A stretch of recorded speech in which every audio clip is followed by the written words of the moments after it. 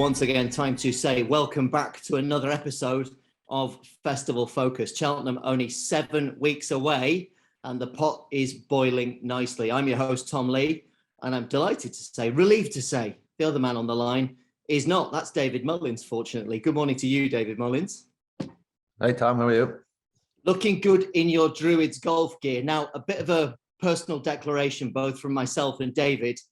We will, a bit of housekeeping, I think, deliver at the beginning of this episode of Festival Focus, because our good friend Kevin at Druids Golf has very kindly volunteered a few pieces of kit for us to wear during the podcast. So I know, David, you were saying that wherever you go, and I don't play golf, but I love wearing the gear. You do play. Wherever you go playing, you see people wearing this gear, and it's real nice stuff, because somewhere on my, where is it? There, you got a Druids Golf logo. You're wearing a nice piece of kit as well. It's good gear, this. So thanks to Kev for sorting the boys out on Festival Focus. Yeah, thanks to Kevin, definitely. I see it every day I go golfing, and every time I see Paul Townend in his riding gear and his golf gear, even going out for something to eat, Paul Townend is wearing something Druids as well, so they must be doing something right.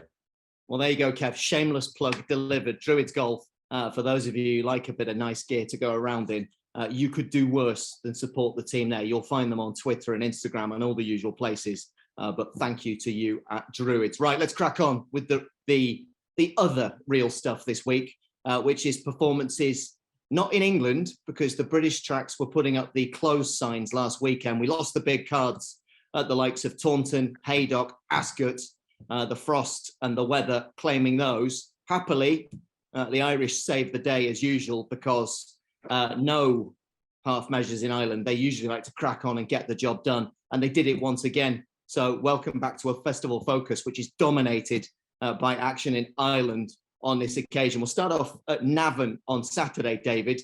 You were there, I believe, and 3 performances. And we'll start with one a horse who's got flat speed, but he's pretty decent over hurdles now. That's HMS Seahorse for the County Wexford, Enniscorthy based Paul Nolan.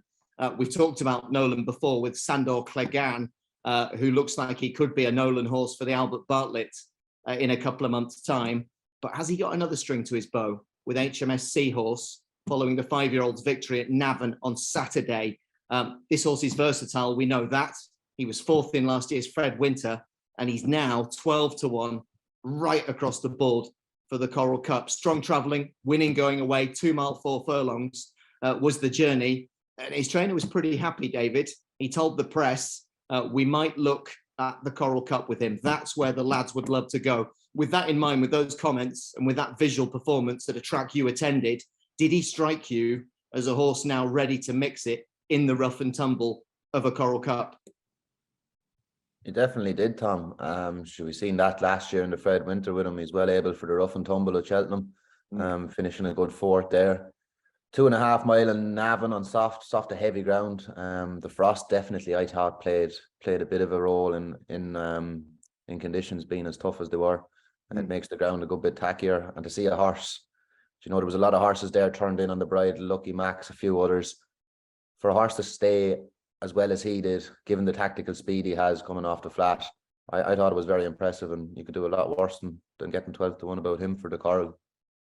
Well, we've talked about Paul Nolan before, certainly, and it's good to see some of the less obvious yards, I suppose, throwing their hat into the ring. And another one that came to prominence, and this is a stable who, the trainer in particular, is not afraid to take them over to Cheltenham, and not just for the festival, because the horse who won the beginner's chase was Marla Mission at Navan on Saturday.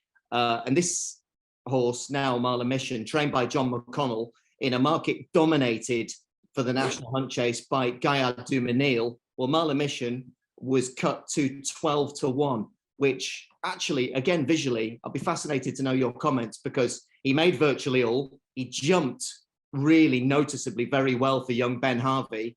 And don't forget that, as I say, McConnell is not in any way a stranger to Cheltenham. He took this horse over for the Albert Bartlett last year. He was a good 7th.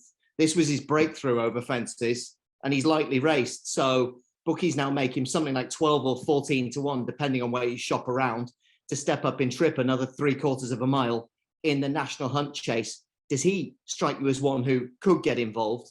I know we've spoken about Gaia Dumanil with great respect, but could this Marla Mission now be an each-way player for the McConnell stable? He could, of course, Tom. His jumping was sublime the other day around Navan. It's one of Ireland's stiffest jumping tests. He done it very well. The second horse, Tenzing, looked... I know Paul Townend didn't ride him. I thought it was a bit of a funny one, but Tenzing, he's had his couple of runs over fences, and I thought he looked nailed on for this beginner's chase. Marla Mission put him to bed very quick. And it's something interesting. I don't have the stats on it, but every time I see to turn on the results for Cheltenham, bar the festival now, I know, but John McConnell is winning some race over there. I think this year could be his Cheltenham winner. Well, it's intriguing because, of course, he ran this horse at the October meeting. He was well beaten there, but you'd forgive any horse that because it was only a 3-horse race. And albeit he was well beaten in second, but that was probably the run that blew away the cobwebs and actually laid the foundation stone for the performance at Navan on Saturday. We spend, of course, a lot of time talking about Willie Mullins. We've begun with Paul Nolan. We've continued with John McConnell, but it is Willie Mullins who steps up to the plate next with the bumper winner. And of course, that old adage, people will sidle up to you on track in Ireland and whisper in a sort of conspiratorial manner, Mullins is in the bumper, which usually isn't telling you too much. But it's, for me, a winner of his point-to-point by 8 lengths last April, storming to the front of the market, clear favourite now after his win at Navan on Saturday. This was impressive on the eye. Champion bumpers 7 weeks ago, bloodless performance, highly impressive, seemingly on this rules debut in the Navan bumper. But let me put it this way, David Mullins. Bookmakers are always falling over themselves to promote horses with almost zero experience and try and sell us the dream that we've already found the solution to a race in almost 2 months' time. To what degree can we use a Navan bumper on soft ground as a guide to Cheltenham? Do you like the look of this horse? And can we really take it seriously that bookies would now have you believe he towers above his rivals in the betting for the champion bumper? It's for me. He was very impressive. I don't think it was a great race. The second horse had plenty of experience and match fitness. That obviously has to count for something, but he's going to have to improve. He was very good. He couldn't do any more than he'd done. But I think the bookies might have this one right. I think this could be Willie and Patrick's champion bumper horse. From what we've seen, I don't think we've seen a facile Vega or we've seen anything as impressive as this fella. Or, you know, from other years, appreciated, Fernie Hollow. We haven't kind of seen or got the vibe that Willie has one of those yet. And this guy looks to be, from what I see coming out of Willie's, I think this lad could be the first string. So I don't think the bookies are too far off the mark with this guy. Intriguing. So certainly measured praise for all 3 names we've mentioned so far, HMS Seahorse, Marla Mission, and it's for me. Switch 24 hours and we'll go from me to Tipperary because Thurles was on Sunday and the 2 big races were the first 2 on the card. In fact, in episode 11 last week, you spoke with depth and praise about Impervious and her win at Punchestown. Well, her chief market rival, Allegory De Vassy for the Mare's Chase, was in the first race on the card, granted an almost immediate right of reply. Allegory De Vassy is now 2 from 2 over fences. She got the job done. But first question is this, David, how do you assess her jumping? Obviously, and especially the first fence where she jumped big and a little bit to the right and nearly got rid of the champion jockey. Yeah, Allegory De Vassy was very impressive and she has a lot of ability. There's no doubt about it. But the thing I was saying last week about Impervious, she just looks more the finished article. She's well able to measure up her fences. I think around Cheltenham, Allegory De Vassy, if she doesn't brush up on her jumping, she was very brave and jumped a small bit to the right. That's not going to work in Cheltenham for me. I don't think she should have been as short as she was the other day. Thurles is a trappy place, and she done well to get around. And she did jump well in the hole. But you know, if you had Impervious, maybe the 2 of them might have been giant market leaders. I don't know if Impervious would have given her the lead that she got against the other horses. And I think with a bit of pressure on her jumping, I'm just not sure it's going to happen this year for her. Particularly on a left-handed circuit like Cheltenham, because it wasn't the only occasion where she wandered to her right. And in a quicker run event, that might cost her, as you're hinting at. You just don't get that breathing space in Cheltenham. It's quicker ground, it's a sharper track. There's a lot of more runners. Listen, she has a lot of ability, but as I said, I don't think she's going to have enough experience for this year. Intriguing. Maybe she'll be one for Punchestown at the end of the season. And maybe, as you suggested last week, it is Impervious who is the one for the Mayor's Chase. Stick with Thurles on Sunday, the Grade 2 Horse and Jockey Hotel Chase. This, on paper, looked a cracker. The record books tell us that it went to the excellent and amazingly still only 8-year-old, multiple graded winner, Fakir D'oudairies, but probably doesn't tell the full story because I know he was staying on, but I don't think he would have caught the luckless Auton Coulaire, who jumped the last beautifully and then, for whatever reason, capsized, just couldn't quite get the landing gear out, or just, I don't even know. I watched it again and again, and I still couldn't really find a rational reason why he didn't complete his race. Nonetheless, that is the fact, and the horse who was there to pick up the pieces was Fakir D'oudairies, who remains around about 7 or 8 to 1 for the Ryanair. Does that, to you, sound about right? Does it make any appeal when, let's measure this, he's probably going to come up against the likes of Allaho, who incidentally beat him in the Horse and Jockey 12 months ago by 12 lengths, Blue Lord, Shishkin, horses of that ilk. Fakir D'oudairies for the Ryanair, little bit of a squeak each way, or would you be keener than that? No, and I was a big fan of the horse, and I thought whichever horse won this race was going to have a big chance in the Ryanair, the way it might cut up. But no, Fakir D'oudairies looked to me like he was going to finish 4th at the turn in Thurles, which isn't a long way from the line. The picture changed when Auton Coulaire fell.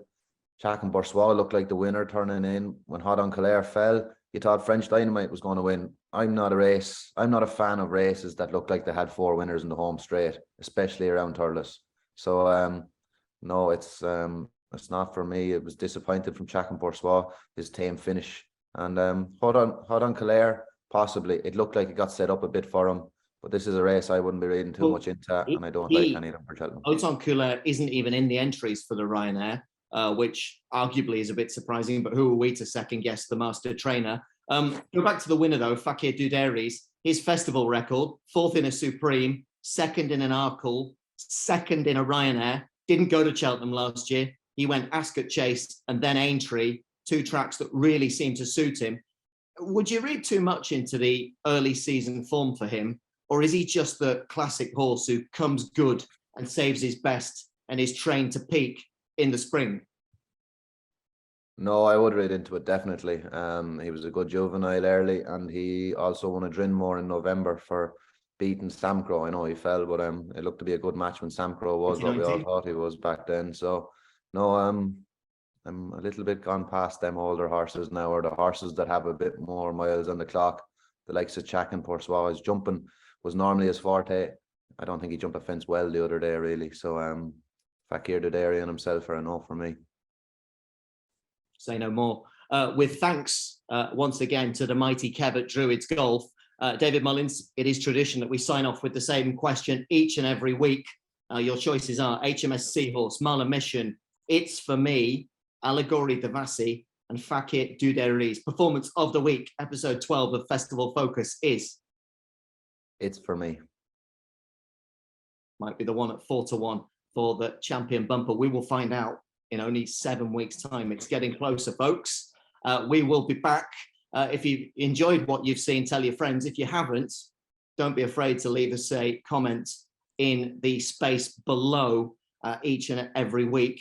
We will respond. And in fact, if we've missed out anything that you think deserves our attention and you want the David Mullins microscope casting upon it, also don't be afraid to throw your hat into the ring. We'll be back, same place, same time next week. See you then. Thanks a million.